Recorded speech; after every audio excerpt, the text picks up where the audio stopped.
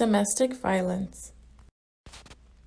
As discussed in the article written by Hewings, DeBella, and Mala, domestic violence is usually the abuse of an intimate partner or family member, which may include verbal, physical, or economic abuse to maintain control over a victim. Domestic violence does not restrict itself to a specific race, gender, sexuality, ethnicity, or religion. I do think domestic violence is as serious as it sounds. As stated before, domestic violence does happen to any gender, and the National Coalition Against Domestic Violence Vision, known as the NCADV, does try to make us aware of that. Statistics show us that 1 in 4 women experience domestic violence and 1 in 9 men experience domestic violence. To back that up, the NCADV states that the trend shows that 20 people per minute are abused by an intimate partner in the United States, summing up to more than 10 million people per year. Like every controversial topic, there is a point for domestic violence to be addressed in the healthcare setting and a point for it to be left to the authorities. As demonstrated in the healthcare ethics textbook, some people tend to think that it should be left behind because it is more of a social problem than a biomedical problem.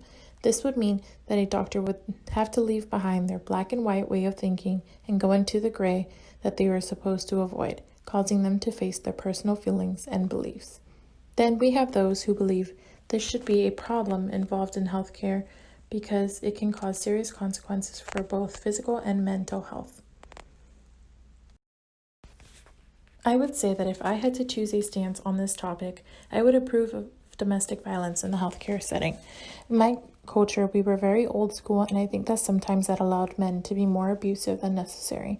The woman also is to stay at home and cook and clean, which meant the men would make the money, making them the only financial and stable income that the women would rely on. I would say that I would have seen this a lot in the Cuban culture. I have seen this with my grandparents. My grandpa did all the work and provided for the family, but sometimes I do think he was a bit controlling and yelling. They did separate and then got back together, but I think that it was partially having to do with my grandma not being financially stable. The most important reason I am all for domestic violence in the healthcare is because I have experienced it with my father. When I was 1, my parents finally divorced. My father was abusive to my family, but especially to my mother. My mom found out she was pregnant with me because she was sent to the hospital because of injuries that my father had caused, and they happened to do a pregnancy test for x-rays. When I brought this assignment to up, she was actually very proud of me. I chose this topic because she feels like if she was offered more resources, she would have tried to leave my dad sooner, or at least gotten help and not felt so alone, since she felt like she always had to put on a brave face for my brothers and I see a lot of advancements and trainings for the future. I think that as we continue with the topic of domestic violence, we will see an increase in knowledge. Ultimately, that increase in knowledge, in my opinion, will lead to an increase of awareness and help, which relates to the textbook when it said that in order for this to get better, the whole community must be aware. I also think that more training will be available. With technology and research rapidly advancing, it will allow physicians to be able to have more helpful training, see what is effective and see what is not effective. I think the first step is to allow the healthcare provider to be able to add a screening as a preventative exam, which would then allow physicians to bring it up themselves because as a victim, it may be hard to be the first one to reach out. I also think that if you know a patient is going through domestic violence but hasn't stated anything, you should still offer some advice as if you were not speaking specifically about her, but patients in general. Also, in my opinion, a major part that would be important for training is having case studies and drills in school.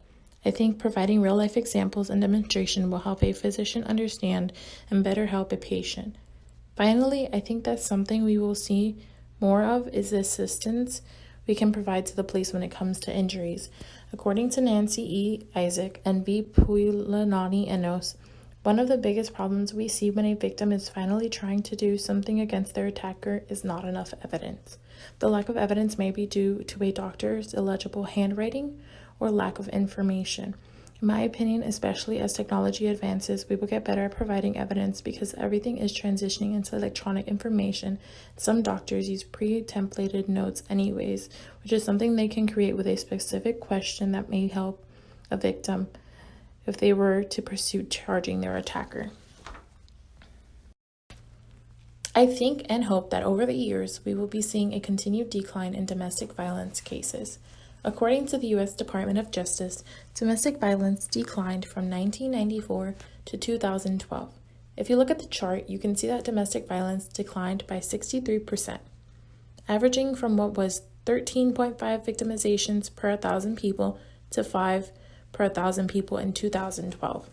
The women's advocates demonstrate that because of additional resources such as hotline support groups and shelters, it has allowed victims to get help and leave a situation that they have been trying to recover from. I think that the amount of impact we can have as a healthcare provider for someone with domestic violence is extremely underestimated. We are usually the first stop when a patient gets injured. If we were to pinpoint it or get more involved than we do now, we might be able to help a victim step away sooner than they do, or worse, even pass away. We can provide resources to let them know that there are options, and if we're being honest, we have more of a relationship with them than a random hospital or doctor does, so that might even bring them comfort. I think that there are certain things the Hospital Ethics Committee, also known as the HEC, can do. They should have specific guidelines so that way doctors know what extent they can advocate for their victims. I also think that everyone in the HEC department should have training done specifically to deal with domestic violence victims, because I think providers that are professionally trained to handle the issue psychologically will allow victims to open up. I would also suggest a routine screening to all clients that are suspected to be victims of domestic violence. And I think something which randomly came up to me is that also dividing the staff by groups might help. I think if a person is relating to someone in age or gender or culture, maybe they'll feel like they relate to them somehow and can completely open up to them. When looking at healthcare topics, I think we always have to look at principles and theories. And I think the most important principle to acknowledge when it comes to domestic violence is the non-maleficence principle, which means to do no harm. According to the Internet Encyclopedia of Philosophy, harm can be based on different things, including to neglect something. For example, as a healthcare provider, failure to report a domestic violence incident can cause the patient to not get any help, which can result in more incidents for them. Then we have two theories that I think really apply to domestic violence, which include teleological and deontology. Teleological is weighing the benefits and harm that a decision can make, while deontology is a strict following of the rules. For example, in the Atlantic Information Services article, John Burke states that you should really weigh out the domestic violence situations when it comes to the act of reporting the patient's case. The article also states that if you know for sure they are getting abused, that then you should report it. I agree with that, because if that is the protocol there, it should be followed, even if that is not what the patients want. By reporting it, you might risk losing a patient, but also by not reporting it, the patient can continue to get harm. There are things that I think that insurance and healthcare reforms should involve. One of those include making insurance plans more affordable and obtainable. That way patients that are going through domestic violence would be more willing to get help. I also think we can help by providing information for shelters or class for recovery.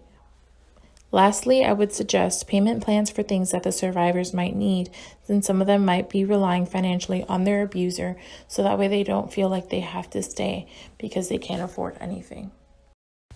And these are my references. Thank you so much for watching my PowerPoint video on domestic violence in the healthcare system.